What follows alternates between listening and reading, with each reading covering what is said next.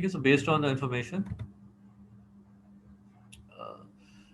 जो C I ने collect किए by interviewing sales person and by interviewing customers, ठीक है, he has identified some factors which contribute to the actual problem. Actual problem क्या है कि actual problem ये है कि customers are not satisfied, ठीक है।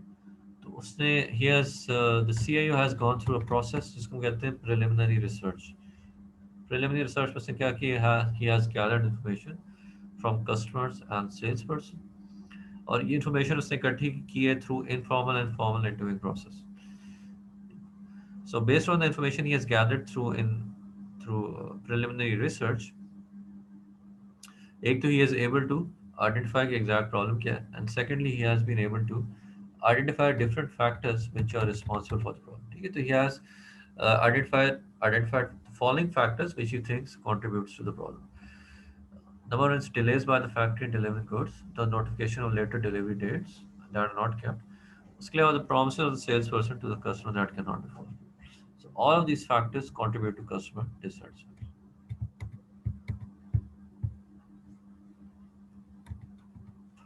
ठीक है, हम बात करेंगे हाइपोथेटिकल डिडक्टिव रिसर्च मेथड की। तो hypothetical deductive research method is a common research method used in research, ठीक है। इसके 7 स्टेप्स होते हैं and you have to realise कि this is a deductive methodology, ठीक है। सो पहला स्टेप इसमें होता है आइडेंटिफाई ब्रॉड प्रॉब्लम, ये दूसरा है डिफाइन द प्रॉब्लम स्टेटमेंट, तीसरा is develop the hypothesis, number 4 is determine the measures. इसके बाद आती है डेटा कलेक्शन है, then we have data analysis and interpretation of data. So number one is you identify a broad problem area. If the method notices a drop in sales, incorrect accounting results, low yielding investment, disintegration. So these are all examples of broad problem area. So broad problem area क्या हो सकता है? Drop in sales, incorrect accounting results, low yielding investment, disinterestedness of employees in the work and the like, and so on. So broad problem area identify करने के बाद you have to narrow down the problem and you have to make a problem statement. Problem statement आपको exactly बताएगा what is the problem, ठीक है? So problem statement states the general objective of the research as well. उसके बाद you can develop a hypothesis. Hypothesis basically आपको क्या बताता है? So hypothesis is a network of associations between the problem and the variable. ठीक है? तो hypothesis is nothing but it is a testable statement, ठीक है। और जो डिफरेंट वेरिएबल्स आप यूज़ करें अपनी रिसर्च में, लाइक आपका डिपेंडेंट वेरिएबल होगा, इंडिपेंडेंट वेरिएबल होगा, उसके बीच में जो रिलेशनशिप है, ठीक है, उसके ऊपर आप एक हाइपोथेसिस बना सकते हैं, ठीक है। आपको लगता है कि वो जो possible relationship between different variables in your research, उसके ऊपर आप एक हाइपोथेसिस स्टेटमेंट बना सकते हैं, ठीक है। A scientific hypothesis must meet two requirements, ठीक है। पहली चीज़ है the hypothesis must be testable. आप कोई भी स्टेटमेंट बनाते हैं, it should be possible to test it in a scientific way, यानी कि आप उसको प्रैक्टिकली टेस्ट कर सकते हैं, ठीक है। फिर नंबर 2 है the hypothesis must be possible, we can only prove our hypothesis until they are tested, ठीक है। तो ये बाद में आगे हम जब हाइपोथेसिस की बात करेंगे तो विल डिस्कस दिस।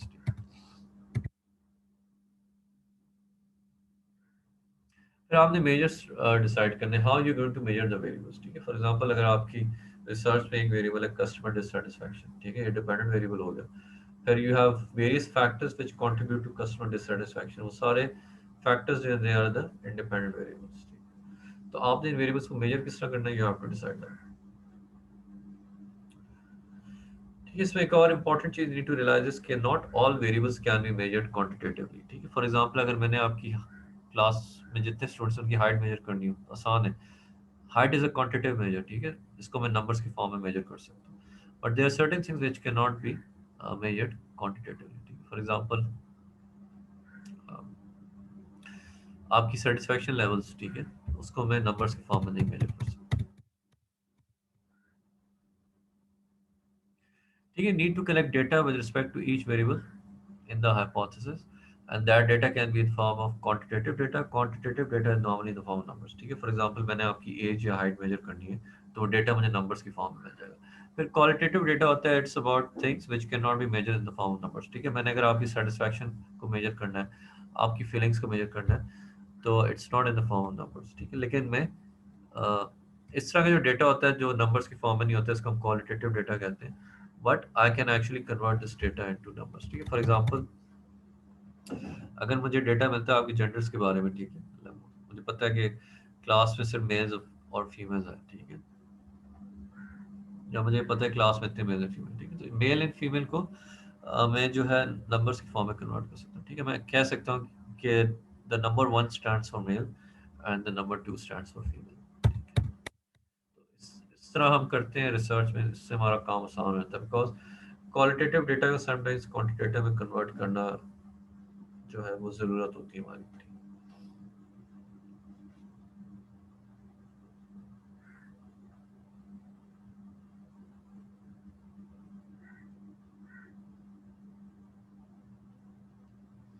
फिर नेक्स्ट डेटा एनालिसिस का स्टेप है। इन दिस स्टेप जो हमने डेटा गैदर किया अबाउट आवर वेरिएबल्स, उसको हम एनालाइज करते हैं, ठीक है, और उसको एनालाइज हम किस तरह करते हैं, बाय यूजिंग स्टैटिस्टिक्स। हम स्टैटिस्टिक्स का इस्तेमाल करते हैं, like mean median mode calculate करेंगे, रिग्रेशन एनालिसिस का इस्तेमाल करेंगे, and we have other methods we can use, ठीक है। और इस एनालिसिस का मकसद ये होता है, वी वांट टू सी कि हमने जो हाइपोथेसिस बनाया है, तो क्या वो हाइपोथेसिस सपोर्टेड है, ठीक, क्या जो हमारी रिसर्च के जो रिजल्ट्स हैं, डेटा एनालिसिस का मकसद होता है टू एनालाइज कि हमारी रिसर्च के जो रिजल्ट्स हैं, whether they are supporting our hypothesis or not, ठीक है। हम दोनों क्वांटिटेटिव डेटा का भी एनालिसिस कर सकते हैं और क्वालिटेटिव का भी कर सकते हैं, ठीक है। क्वालिटेटिव डेटा जो है normally it's not in the form of numbers, ये हमें कहाँ से मिलता है, we gather it from information through interviews and observation, ठीक है। आप जब किसी को इंटरव्यू करते हैं, फॉर एग्जांपल आपने न्यूज़ टीवी पे देखा होगा, जर्नलिस्ट पॉलिटिशियंस को इंटरव्यू करते हैं, स्पोर्ट्समैन को इंटरव्यू करते हैं, तो जब इंटरव्यू कर रहे होते हैं उनको जो जवाब मिलते हैं, they are in the form of words, ठीक है, जवाब उनको वर्ड्स लफ्जों की फॉर्म में आ रहे होते हैं, they are not in the form of numbers, ठीक है,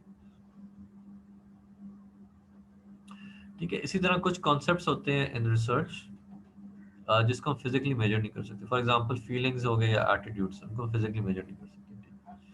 तो वो डेटा हमारे पास अगेन क्वालिटेटिव फॉर्म में होता है, it's normally in the form of words.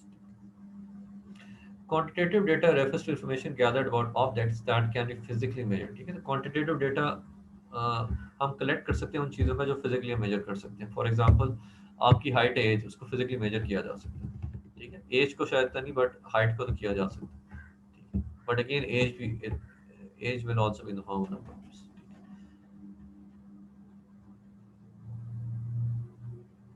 The researcher could obtain these data through company records, ठीक है, कंपनी के हवाले से बात करें तो you can gather this quantitative data through financial statements, annual reports, या गवर्नमेंट स्टैटिस्टिक्स के थ्रू भी आप कर सकते हैं, specially if you need data about the economy, ठीक है। एक बार हमने डेटा को एनालाइज कर दिया, ठीक है, सो डेटा को फिर हमने इंटरप्रेट करना है, ठीक है। सो डेटा को हम एनालाइज करते हैं टू ईदर प्रूव और डिसप्रूव आवर हाइपोथेसिस, ठीक है। और प्रूव और डिसप्रूव, हाइपोथेसिस प्रूव और डिसप्रूव कब होता है, इंटरप्रिटेशन स्टेज पे, ठीक है, जब हम डेटा को इंटरप्रेट कर रहे होते हैं, तो उस स्टेज पे एक्चुअली हम बताते हैं कि भाई whether the hypothesis has been supported और नॉट, ठीक है। और फिर उसमें हम कुछ रीजंस भी देते हैं, भाई हाइपोथेसिस अगर सपोर्ट नहीं हुआ तो क्यों सपोर्ट नहीं हुआ, things like that. So based on the interpretation of your data you make some recommendations, ठीक है। रिकमेंडेशंस का मकसद ये होता है to solve the actual problem in hand, ठीक है। So these recommendations actually help you in taking practical steps to solve the problem, ठीक है। तो एक एग्जांपल दी गई आपको हाइपोथेटिकल डिडक्टिव मेथड की, ठीक है।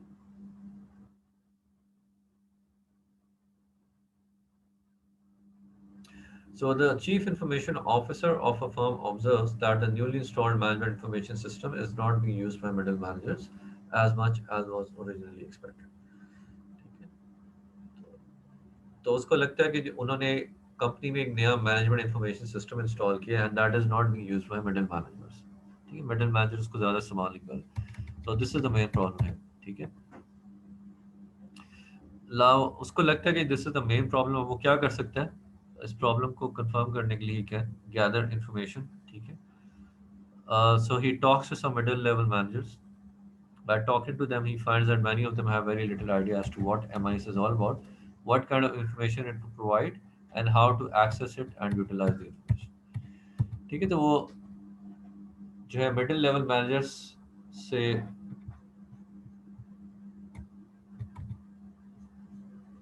बातें करता है या उनके इंटरव्यूज कंडक्ट करता है और उनसे कुछ इन्फॉर्मेशन इकट्ठी करता है, ठीक है। उसके अलावा he also obtains information through the internet, ठीक है। इंटरनेट पे इस प्रॉब्लम के बारे में जो इन्फॉर्मेशन अवेलेबल है कि why middle level managers do not use MIS, ठीक है। So based on this research, ठीक है, दिस इज प्रिलिमिनरी रिसर्च, ठीक है। इंटरव्यूज कंडक्ट कर रहे हैं इंटरनेट पे जो रिसर्च कर, सो based on this research he finds out that many middle level managers are not familiar with operating personal computers. So based on this preliminary research, he finds out that middle level managers do not use MIS because many of them are not familiar with operating personal computers, ठीक है, यानी उनको computer use करना नहीं आता। फिर बहुत सारे मिडिल लेवल मैनेजर्स में वो कहता है कि there is lack of knowledge about MIS, so this is another reason why some managers do not use it. So based on this information he has gathered and some factors which he has identified, he makes a theory, ठीक है। So he develops a theory incorporating all the relevant factors contributing to the lack of access to MIS by managers in the organization. So theory बनाने के बाद वो एक hypothesis develop करता है, ठीक है। So first you formulate a theory, then you develop a hypothesis based on that theory. From such a theory, the CIO generates various hypotheses for testing. One among them being, so एक hypothesis ये knowledge of the usefulness of MIS would help managers to put it to greater use, ठीक है। तो to test this hypothesis, he develops a short questionnaire on various factors theorized to influence the use of MIS by managers, ठीक है। वो various factors क्या है, the extent of knowledge of what MIS is, what kinds of information MIS provides, how to gain access to the information, the level of comfort felt by managers in using computers in general, how often managers have used MIS in the preceding 3 months, ठीक है। तो वो एक questionnaire बनाता है, उस questionnaire को distribute करता है अमंग मिडिल लेवल मैनेजर्स। फिर वो क्वेश्चनर्स के जो रिजल्ट्स आते हैं, ठीक है, उस डेटा का वो इकट्ठा करता है and then he analyses that data to see what factors prevent managers from using the system. So data को एनालाइज करने के बाद वो डेटा को इंटरप्रेट करता है। So based on the results, the manager deduces or concludes that managers do not use MIS owing to these factors. यानी कि owing to certain factors, ठीक है। factors यानी लिखे हुए, ठीक है। तो एक उसको पता लग गया कि वो मैनेजर्स जो है MIS क्यों नहीं यूज करते। He has identified some factors because of which MIS is not being used by managers, ठीक है। So he has deducted that there are certain factors which are responsible for lack of use of MIS by managers. So these deductions help the CIO to make necessary actions, ठीक है। तो उसने identify कर the factors जिसकी वजह से MIS is not being used. So इसको हम कहते हैं डिडक्शन, ठीक है। तो ये जो डिडक्शन है, it will help CIO to take some necessary actions, यानी कि to take some practical steps to solve the problem.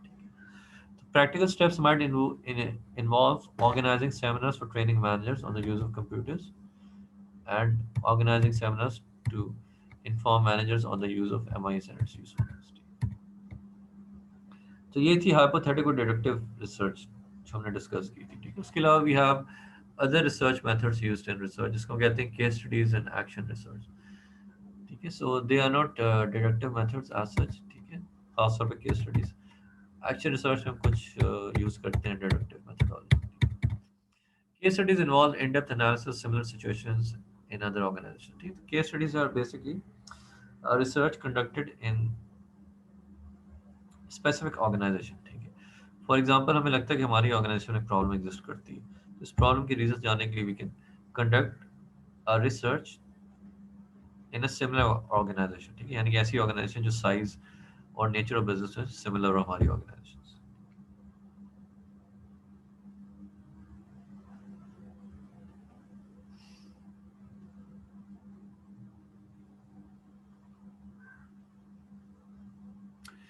ठीक है, फिर हम देखते हैं कि अगर हमने कोई हाइपोथेसिस बनाया whether it is being supported by the results of the case study, ठीक है। तो अगर हमें लगता है कि अगर हमें लगता है कि कोई भी ऑर्गेनाइजेशन जो है हमारे हाइपोथेसिस को सपोर्ट नहीं करती, then हम जो है we reject that hypothesis. Case studies are often not undertaken in organizations. ठीक है, तो केस स्टडी का मकसद ये होता है कि अगर हम अपनी ऑर्गेनाइजेशन में रिसर्च नहीं कंडक्ट कर सकते, एक सिमिलर ऑर्गेनाइजेशन में उसी तरह की रिसर्च कंडक्ट करें, एंड फिर based on the results of that research we can reach a conclusion about our own organization. ठीक है, बट केस स्टडीज कंडक्ट करना इतना आसान नहीं होता. उसकी वजह ये होती है कि it's difficult to find organizations which have similar problems to your organization. फिर उसके अलावा it can be difficult to find organizations which are similar in size and nature to your own organization. उसके अलावा जो है कोई नई ऑर्गेनाइजेशन में आप जाएंगे तो it will not give you lot of information about it's problems and it will not give you data. ठीक है, वो सीक्रेटिव होते हैं about the things, about the information. फिर दूसरी तरह का जो एक रिसर्च मेथड यूज होता है research in that is called action research. Action research is sometimes undertaken by consultants who want to initiate change processes in organization. ठीक है, तो consultants are external to an organization. They are not part of organization. ठीक है, external consultants जो होते हैं, sometimes they want to make changes in the organization, especially changes in processes. उसके लिए वो action research करते हैं. ठीक है, तो action research methodology is most appropriate while while effecting planned changes. ठीक है, तो ये planned changes के लिए बहुत appropriate होती है actions. So action research में होता है कि the researcher begins with the problem that is already identified, and then he gathers relevant data to provide a tentative problem solution. The solution is then implemented. ठीक है, तो basically problem को identify किया जाता है, उसके रिलेटेड डेटा को इकट्ठा किया जाता है, फिर एक सोल्यूशन प्रोवाइड किया जाता है, उस सोल्यूशन को इम्प्लीमेंट करके इवेल्युएट किया जाता है कि whether that solution is having the desired effect और नॉट. ठीक है, यानी कि हम सोल्यूशन को इम्प्लीमेंट करते हैं, फिर उसको इवेल्युएट करते हैं, और अगर उस सोल्यूशन को इम्प्लीमेंट करने के बाद कुछ प्रॉब्लम्स आते हैं तो वी डायग्नोज दोस. ठीक है, सो बेसिक आइडियाज कि हम जब एक सोल्यूशन को इम्प्लीमेंट कर लेते हैं, उसके अगर सही इफेक्ट्स नहीं आ रहे इम्प्लीमेंट करने के बाद, तो we will repeat the entire process of the actions. ठीक है, तो हम इस सारे प्रोसेस को रिपीट करते रहेंगे अंटिल हमारे पास सोल्यूशन को इम्प्लीमेंट करने के बाद डिजायर्ड रिजल्ट्स ना आ जाए, तब तक हम इसको रिपीट करते रहते हैं. तो इन दैट सेंस हम कहते हैं action research is an iterative process. ठीक है, इसमें जो स्टेप्स हैं वो रिपीट होते हैं until we reach the desired results. So that is all for this lecture. Thank you.